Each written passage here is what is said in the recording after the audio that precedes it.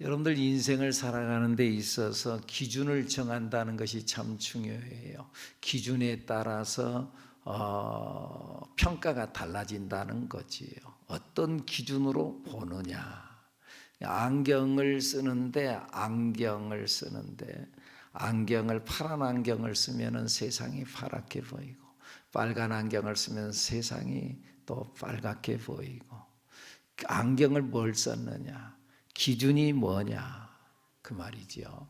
그래서 군대에 가서 대열을 정리하는데 지휘관이 먼저 대열을 정리할 때 기준을 정하죠. 기준. 그 기준을 기점으로 해서 사열 종대로 해쳐 모여 하면 그 기준을 정해놓고 사열 종대로, 기준이 누구냐에 의해서 그 대형이 달라지는 거지요. 대전이 거리가 멀어요. 어디를 기준해서 뭐냐는 거지요. 어디를 기준해서. 저기 부산 쪽에서 기준을 놓고 보면 아유 대전이 멀다 그럴 것이고, 세종을 기준으로 해서 보면은 대전 가깝다고 그럴 것이고, 그러지요. 기준을 어디에다 두느냐, 그것이 중요하지요. 그런 의미에서 사람이 인생을 살아가는 데 있어서도요, 무엇을 기준을 가지고 살아가느냐, 이건 대단히 중요하죠. 특별히 우리 그리스도인들이 인생을 살아가는 기준, 그것은 하나님을 기준으로 살아야 되지요. 사람을 기준으로 살면은 문제가 많게 되어지지요. 근데 문제는 뭐냐 하면은 하나님의 기준과 사람의 기준이 다르다는 거지요. 내 생각은 너희의 생각과 다르며 내 길은 너희의 길과 다름이니라. 주 여호와의 말씀이니라. 하나님 생각과 내 생각이 같으면 좋겠는데, 그럼 내 생각대로 가는 것이 하나님의 생각대로 가는 것인데, 내 길대로 가는 것이 곧 하나님의 길대로 가는 것인데, 근데 하나님의 생각과 사람의 생각이 다르다는 거예요. 하나님의 길과 사람의 길이 다르다는 거예요. 그러니까 여러분, 우리는 하나님의 생각을 바르게 알아야 돼요. 하나님의 길을 바르게 알아야 돼요. 사람의 길, 사람의 생각은 무엇에 기준을 두는가요? 사람의 생각은요, 그 사람이 무엇을 갖고 있는가, 그 사람의 신분이 어떤 신분인가, 그럴 때 그 사람을 다시 보는 거죠. 아이고, 그 사람이 그런 사람이었어. 신분에 따라서 그 사람에 대한 평가가 다르다는 거지요. 그 사람이 뭘 가졌느냐에 의해서 평가가 다르다는 거지요. 그런데요, 하나님은요, 그 사람이 뭘 가지고 있는가, 그 사람의 신분이 어떤 신분인가, 그런 것에 상관하지 아니하고 그 사람 존재 자체에 관심을 갖고 존재 자체를 귀하게 여기시는 하나님인 줄로 믿습니다. 맞지요? 여러분들, 부모가 자기 자식을 바라보는 데 있어서 그 자식이 예쁘니까 사랑한가요? 그 자식이 능력이 있으니까 공부를 잘하니까 사랑한가요? 아니잖아요. 그냥 내 자식이니까 사랑하지요. 맞지요? 내 자식이 아니면 공부를 잘했다, 돈이 많다, 예쁘다, 상관없어요. 좀 못생겼어도, 공부를 좀 못해도 내 자식이니까 사랑하고 관심이 가고 예쁘고 그러는 거지요. 여러분들 그 할머니들이 있죠. 할머니들, 할아버지가 있죠. 할머니, 할아버지가 손주들을 보면 예쁘죠? 몰라요? 잘 모르는 분들도 있군요. 할머니, 할아버지가 손주들을 보면 예쁘지요. 근데 왜 예뻐요? 내 새끼니까 예쁜 거죠. 정말 내 새끼니까 예쁜 거죠. 그런데 여러분, 다른 사람의 손주, 이제 내가 너무나 예쁘니까 말이죠. 그 뭐죠? 스마트폰에 사진을 내놓고 말이죠. 해가지고는 보여줘요. 예쁘지요. 근데 말이죠, 그 아이를 한 번도 본 적이 없어요. 그럼 난 감동이 있어요, 없어요? 감동이 없어요. 그 할아버지나 예쁘지. 그 속 없는 그 뭐다 하지 마세요. 그러니까 왜 예뻐요? 내 새끼니까. 근데 나하고는 상관이 없어요. 그러니까 별로예요. 나는 그냥 객관적으로 예쁘면 진짜 예쁘네요. 그런데 할아버지는, 할머니는 객관적으로 보지 않아요. 주관적으로 봐요. 어떻게 생겼든 상관이 없어요. 그냥 예쁘고 그냥 좋아요. 하나님은 우리를 그렇게 보시는 하나님이시다는 거예요. 그냥 무조건 좋아요. 무조건 예뻐요. 무조건 사랑스러워요. 왜요? 우리가 하나님의 자녀이기 때문인 줄로 믿습니다. 우리가 하나님의 자녀가 되니까 하나님은 우리를 존재로 보신다는 거예요. 참 이것이 얼마나 감사한 일인지 몰라요. 내가 예쁜 구석이 있어서 예쁜 것이 아니에요. 그냥 나 자신 자체를 놓고 예뻐하시고 사랑하신다는 거예요. 여러분, 하나님이 우리 자신 자체로 존재로 봐주신다는 것, 이게 얼마나 감사해요. 만약에 자격 요건으로 예쁜 구석이 있어서 사랑한다고 한다면 여러분, 우리가 뭐가 예쁘겠습니까? 한번 생각을 해보세요.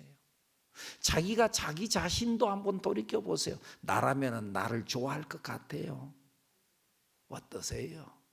자기는 자기가 마음에 들기만 하세요? 삐지고 말이죠. 아차 하면은 시험 들고. 나는 내가 좋아요? 너무 찌르는 말을 했나요? 여러분, 그런데 하나님은 내 어떤 모습을 보고 좋아하는 것이 아니라 그냥 좋아하는 거예요. 왜요? 하나님의 자녀이니까. 할렐루야. 오늘 성경 본문은 지금 그 말씀을 우리에게 하고 있는 거예요. 포도원 품꾼의 이야기라고 하지요. 포도원 주인이 말이지요, 이 포도원 일을 하는데 일손이 부족해요. 그래서요, 장터에 나가가지고는요, 일꾼들을 불러놓아요. 인력시장에 가가지고 아침 일찍, 아침에 일어나자마자 나갔어요. 아침 6시에 나가가지고 말이죠, 일꾼을 불렀어요. 야, 오늘 우리 집에 와서 일을 해라. 열심히 일하면 하루 품삯 한 데나리온을 주겠다. 그래서 들어와서 일을 시켜놨어요. 좀 부족해요. 그래서는요, 또 인력시장, 또 시장터, 장터에 나가봤어요. 근데 아직도 이 자리를 못 잡고 또 아직도 놀고 있는 사람이 있어요. 9시에 나가보니까 그 사람도 일터가 없냐? 누가 나를 불러주는 사람이 없습니다. 우리 집에 와서 일해라. 낮에 12시에 가가지고 또 보니까 그대로 또 있어요. 사람들이 있어요. 왜 일 안 하고 있냐? 누가 우리를 불러주는 사람이 없습니다. 그러냐? 우리 집에 와서 일해. 아이고 고맙습니다. 오늘 공칠 뻔했는데 그런데 나를 불러주다니 고맙습니다. 오후 3시에 가니까는 또 있어요. 너도 들어와라. 오후 5시에 갔어요. 6시면은 땡 하고 일이 끝나는데 오후 5시 왜 아직까지 이러고 있느냐? 오늘 누가 나를 불러주는 사람이 없습니다. 1시간밖에 안 남았지만 그 너도 1시간만이라도 가서 일을 해라. 그리고는 자기 포도원으로 불러들였어요. 6시 땡 쳤어요. 5시에 온 사람은요 1시간밖에 일을 못했어요. 그런데요, 이 주인이 5시에 온 사람부터 나중에 정리하면서 품삯을 주는데 한 데나리온을 줬어요. 하루 품삯을 다 줬어요. 얼마나 고마워요. 그러니까는 이 사람이요 1시간밖에 일 안 했는데 너무나 고마운 거예요. 그래서 감사하다고 펄쩍펄쩍 뛰고 고맙다고 그랬어요. 그런데요, 이걸 바라보았던, 아침에 일찍부터 왔던, 그래서 열심히 일했던, 낮에 떼약볕에서 열심히 일했던 그 사람이 생각을 하는 거예요. 이야, 저 사람이 늦게 와가지고 1시간밖에 일 안 했는데 하루 품삯을 받았다. 나는 그러면 더 주겠구나. 그래서 기다리고 있는 거예요. 그런데요, 나중에 보니까는요, 자기도 한 데나리온만 딱 주는 거예요. 기분이 나빴어요. 그래서 오늘 성경 본문에 보니까 뭐라고 나와요? 10절 말씀 읽어볼까요? 시작. 먼저 온 자들이 와서 더 받을 줄 알았더니 그들도 한 데나리온씩 받은지라. 11절. 받은 후 집주인을 원망하여 이르되. 원망했어요. 기분 나빴어요. 불평했어요. 그런데 여기 나중 온 사람, 그 사람도 하루 품삯을 받았어요. 여러분들, 이것이 하나님의 생각과 사람의 생각이 다르다는 거예요. 하나님의 경제 논리와 사람의 경제 논리가 다르다는 거예요. 하나님의 경제 논리는 일한 만큼 주는 것이 아니라 그들이 필요한 만큼 주시는 하나님이에요. 그 사람이 일한 만큼, 일은 1시간밖에 일 안 했어요. 근데 그가 하루 품삯이 필요해요. 그래서는요, 그가 필요한 만큼 주시는 하나님. 여러분 그거 아신가요? 우리 교회가 예산을 이렇게 편성, 매 월말이 아니고 매 연말이 되어지면은 다음 해에 세울 일할 일들에 대한 예산을 편성하지요. 그런데 우리 교회 예산을 편성하는데 우리 교회 특징 중 하나는요, 수입 예산을 세우지 않아요. 세입 들어온 것이 있어야 나갈 거 아니에요. 그런데 세입, 우리 성도들이 헌금을 얼마나 할 것인가 예측해 가지고 세입 예산을 세워야 되는데 그 예산을 세우지 않고 내년도에 무슨 일을 할 것인가, 무슨 일을 하는데 예산이 얼마나 들 것인가, 그것만 세우고 그리고 그냥 기도해요. 그러면은 그 우리가 일하려고 한 만큼 하나님께서 지금까지 채워주시고 세워주시고 역사해 주셨습니다. 그래요. 어떤 사역을 계획을 했어요. 그러면 하나님께서는 그 일을 한 만큼, 필요한 만큼 주신다는 믿음으로 기도하고 우리는 그렇게 실행하고 있어요. 그런데 이것은 세상 경제 논리하고는 안 맞죠.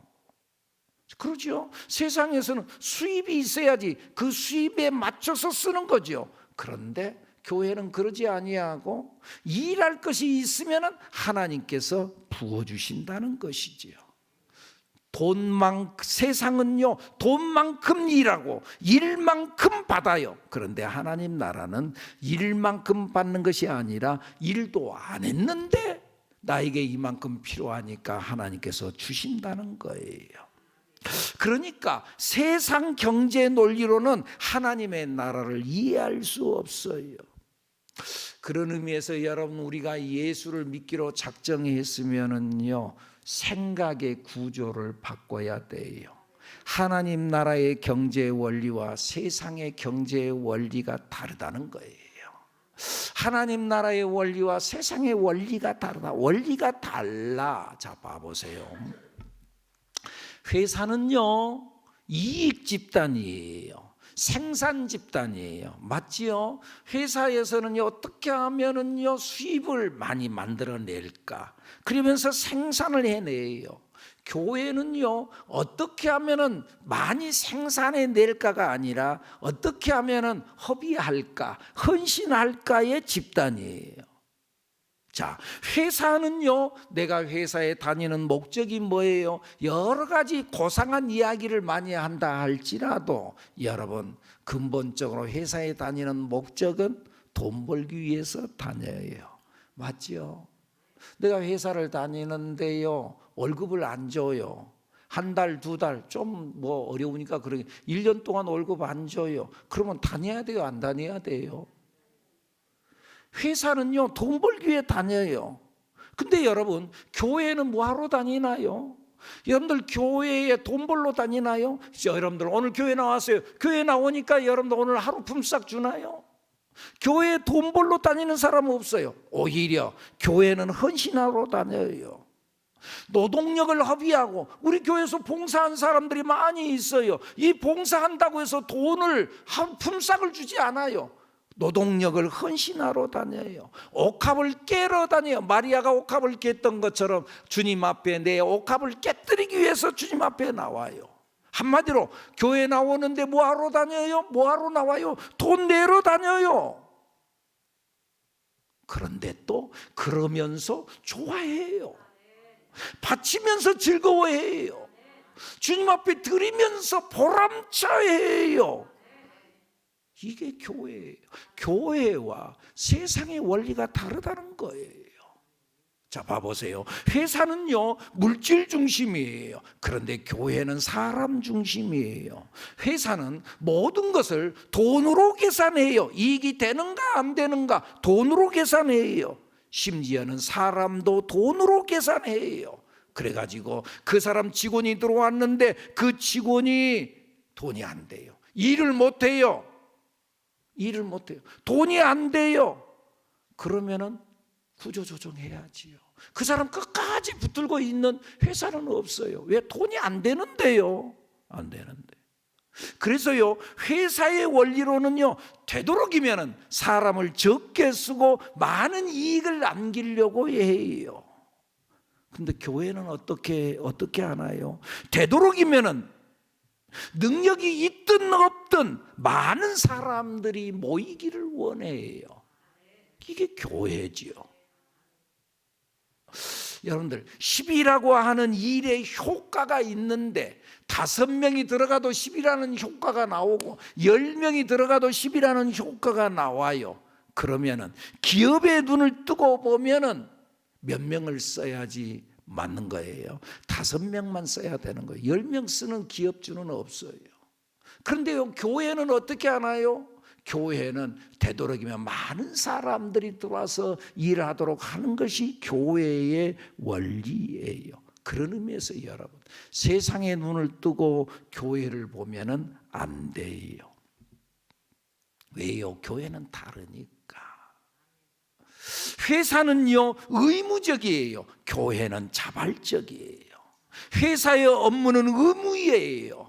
맡겨진 일을 감당하지 못하면 그 업무에 대한 책임 추궁이 들어와요. 그러다가 급기야 회사를 그만두는 상황이 발생할 수도 있어요. 그런데 교회는 자발적이에요. 의무나 강제가 아니에요. 우리 오늘 권사님들이 찬양했어요. 찬양했는데 이것은 자발적으로 하는 거지요. 여기에 의무가 있는 것이 아니지요. 오늘 당신 참석 안 했어요? 당신은 이제 앞으로 권사 아니에요. 뭐 이렇게 하지 않아요. 자발적이에요. 의무적으로, 강제적이지 않아요. 또 회사는 능력 중심이에요. 그러나 교회는 능력이 아니라 인간 중심이에요. 회사는 능력이 없으면 쫓겨나는 거예요. 그러나 교회는 능력이 문제가 아니에요. 사람 중심이에요. 그 사람이 능력이 있든 없든 그 사람 자체가 중요한 거예요. 아멘입니까? 교회의 일은 능력이 있어서 일하는 것이 아니에요. 일을 하고자 하면은 능력을 주시는 거예요. 물질 문제도 마찬가지예요. 일하고자 하면은 필요한 물질을 주는 것이 교회예요. 어떤 우리 광고에서도 그렇게 우리 나왔죠. 우리 이제 내일부터 아마 공사가 시작돼 가지고 그래서 여기 뒤에 있는 집들을 다 허물 거예요. 철거할 거예요. 그리고 주차장 공사를 할 거예요. 근데 그 나름대로 예산이 들어가요. 그런데 다 준비해 놓고 그 예산이 지금 얼마다 해요. 딱 정해 놓고 그리고는요, 이거 있으니까 자 이만큼 있어. 그러니까 자 이만큼 하자. 그러지 않아요. 하나도 없어요. 그래도 하는 거예요. 하나님을 믿고 그냥 하는 거예요. 해야 될 일들을 하나님께서 채워주신다는 믿음으로 하는 거예요. 그러니까 이거 일하고자 할 때 필요한 물질을 주시는 거예요. 회사의 주인은 또 누가 주인이에요? 기업주가 주인이에요. 혹은 고객이 주인이에요. 교회의 주인은 누가 주인이에요? 하나님이잖아요. 목사가 주인이에요? 교회에서 큰 소리 치는 사람이 주인이에요? 성도들이 주인이에요? 아니에요. 교회의 주인은 하나님이에요. 그렇다고 봤을 때 회사에서는 내가 열심히 일해요. 누구 눈에 들어야 돼요? 사장님의 눈에 들어야 돼요. 기업주의 눈에 들어야 돼요. 기업주의 마음에 맞아야 돼요. 그런데 교회에서 일하는데 누구 마음에 들어야 돼요? 당연하죠. 하나님 마음에 들어야 되지요. 하나님의 마음에 맞춰가야 되는 거지요. 교회를 하면서도 자꾸 사람 눈치 보고 자꾸 사람 마음에 들려고 하고 아니지요. 하나님의 마음에 들어야지요. 아멘입니까? 우리 사람 눈치 보지 말자고요. 누가 이럴 것 같아요? 목사님 누가 이럴 것 같아요? 누가 이런다 그래요? 우리 그러지 말자고요. 하나님이 뭐라고 하실까? 하나님의 마음에 맞는.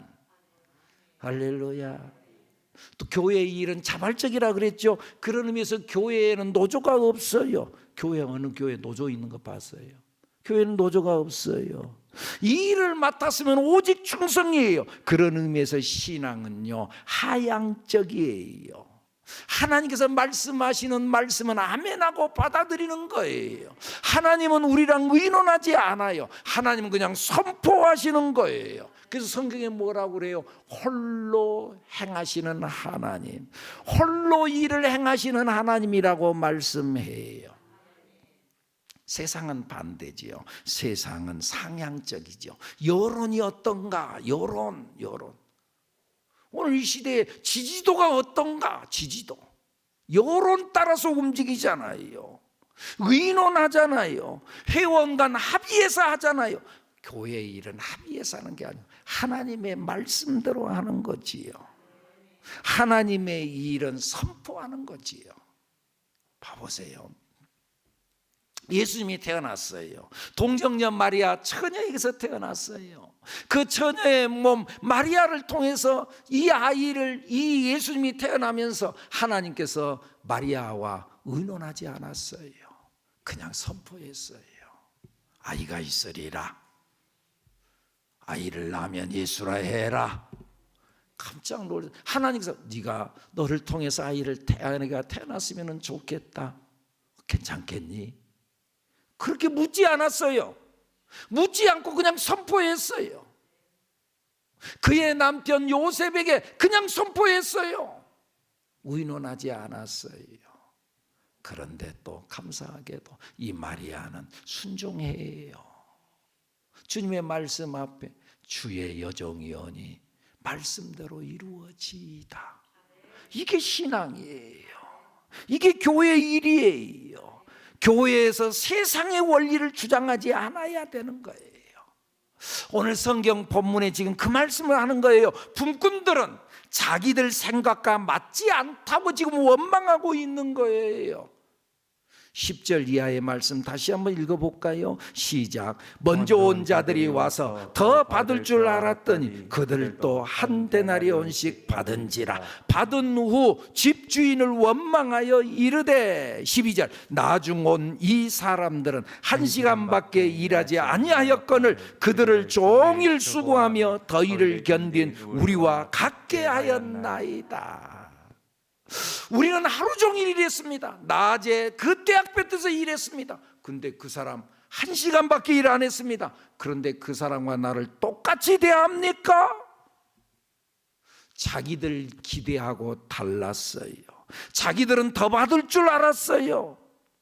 신앙생활의 가장 큰 장애 요소가 뭐라고요? 자기 생각이에요. 그런 의미에서 여러분들 함께 해보실까요? 신앙생활은 자기 생각을 내려놓는 것입니다. 신앙생활이 뭐라고요? 자기 생각을 내려놓는 거예요. 어떠세요? 오늘 또 자기 생각을 내려놓으세요. 신앙생활 한다면서 자기 생각으로, 목사님 내 생각에는요, 신앙생활 지금 잘 못하고 있는 거예요. 자기 생각, 자기 기준으로 하면 안 되는 거예요. 물론 지금 현재 이 원망하고 있는 이 품꾼들의 주장이 틀린 게 아니에요. 맞아요. 여러분 1시간만 나와서 일한 사람하고 하루 종일 일한 사람하고 품삯이 똑같으면 돼요? 이건 아니잖아요. 이건 합리적이지 않잖아요. 합리적이지 않아요. 그 사람들이 주장하는 말이 맞아요. 그럼에도 불구하고 우리는 하나님의 말씀을 따라가야 돼요. 여러분, 우리가 인생을 살아가는 데 있어서 맞다고 다 옳은 것은 아니었잖아요. 어때요? 맞다고 다 옳던가요? 불합리하다고 다 틀리기만 하던가요? 아니잖아요. 우리는 말씀으로 가야 합니다. 그리고 하나님의 뜻을 찾아야 합니다. 이것이 바로 신앙입니다. 예수님께서 대답하십니다. 뭐라고 대답하신가요? 13절 말씀 읽어봅니다. 시작. 주인이 그 중에 한 사람에게 대답하여 이르되 친구여 내가 내게 잘못한 것이 없노라. 내가 나와 한 데나리온의 약속을 하지 아니하였느냐. 너랑 약속을 내가 뭐라고 했어? 하루 품삯 준다고 했잖아. 내 약속 어긴 거 있어? 내가 너 하루 품삯 준다고 했잖아. 이 사람에게 필요한 대로 내가 주면 그것은 내가 선을 베푼 거야. 너 그렇다고 해서 너 기분 나빠해? 왜 내가 하는 선한 일을 네가 기분 나빠해? 14절 말씀 시작. 내 것이나 가지고 가라. 나중 온 이 사람에게 너와 같이 주는 것이 내 뜻이니라. 15절. 내 것을 가지고 내 뜻대로 할 것이 아니냐. 내가 선함으로 네가 악하게 보느냐. 그 말씀이에요. 내가 선하다고 해서 네가 악하게 보느냐. 사랑하는 여러분, 자기 기준으로 사람을 바꾸려고 하지 마세요.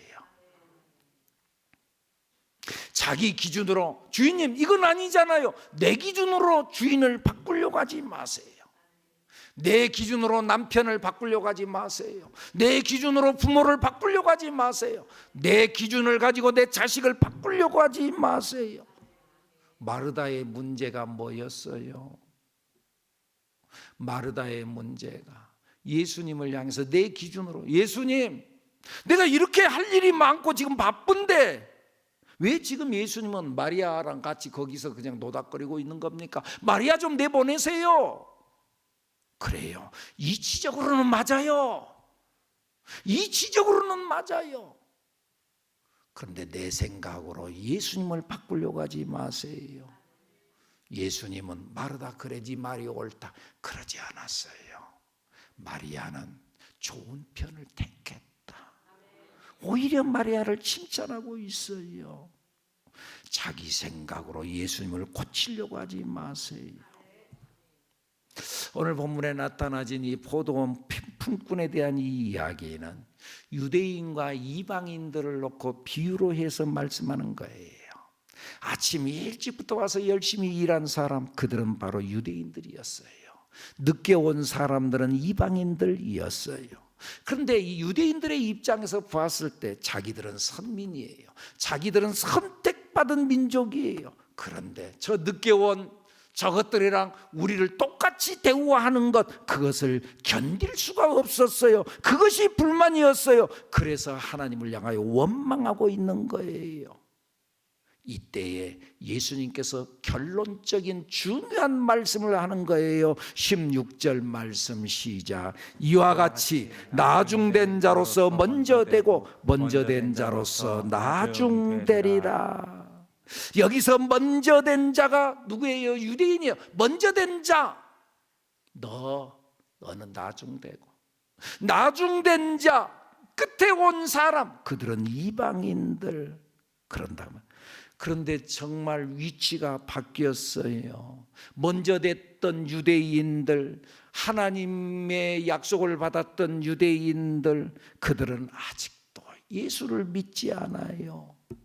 오히려 그들 밖에 있었던 사람들, 이방인들은 오히려 예수를 믿고, 오히려 반대로 이방인들이 복음을 들고 예수를 들고 이스라엘 땅, 유대 땅에 들어가서 그들을 지금 전도하고 있는 거예요.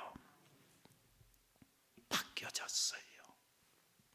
성경은 끊임없이 먼저 된 자가 나중되고 나중된 자가 먼저 된 예를 수없이 말씀하고 있어요. 먼저 되었던 자 예서를 제치고 동생 되었던 야곱이 장자의 축복을 받았어요. 야곱의 12아들들 중에서 11번째로 태어났던 요셉이 오히려 형들을 제치고 장자의 특권으로 갑절의 복을 받았어요. 요셉의 아들 므낫세와 에브라임이 있었어요. 므낫세가 큰아들이었고 에브라임이 동생이었어요. 요셉이 자기 두 아들을 데리고 예수님 앞에 왔어요. 예수님이 아니라 누구죠? 아버지 야곱 앞에 데리고 왔어요. 그리고 기도해 달라고. 아버지의 손 오른편에, 아버지의 손 오른손 앞에 큰아들 므낫세를 두고, 그리고 왼편에 작은아들 에브라임을 놓았어요. 그리고 이 야곱, 아버지 야곱이 이들을 향해서, 손자들을 향해서 축복 기도를 하는데, 그런데 성경이 뭐라고 나와요? 손을 어긋맞겨 얹었다. 이 모습을 봤어요. 요셉이. 아버지, 이놈이 큰아들입니다. 이놈이 므낫세입니다. 야곱이 뭐라 그래요? 요셉아, 아들아, 나도 안다. 내가 몰라서 그러는 게 아니야. 여러분, 하나님도 다 알아요.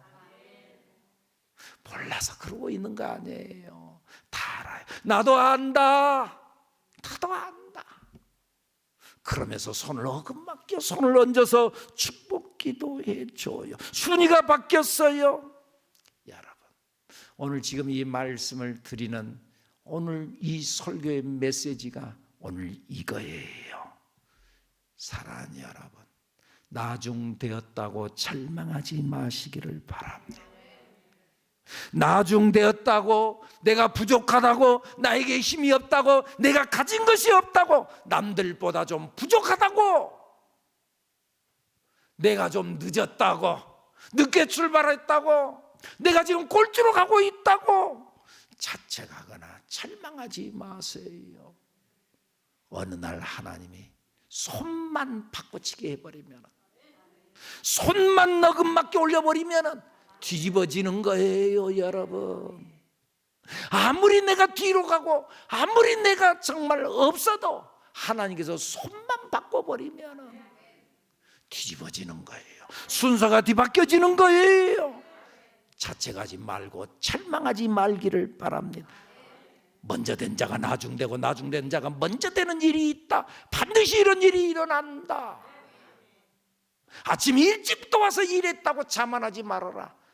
늦게 왔다고 절망하지 말아라. 하나님의 은혜만 있으면 한순간에 손이 바꿔지고, 한순간에 하나님께서 명령하기를 뒤로 돌아 갓 하면은 맨 꼴찌로 지금 겨우겨우 따라간 바로 그 사람이 뒤로 돌아 갓 하는 순간 뒤집어져 꼴찌가 1등이 되는 그날이 있게 될 줄로 믿습니다. 사랑하는 여러분, 이 믿음으로 오늘도 늦었다고 절망하지 마시고, 당장에 이루어지지 않았다고 해서 좌절하지도 마시고, 믿음으로 주님 바라보며 일어나는 우리들, 여러분들이 되기를 예수님 이름으로 축복합니다.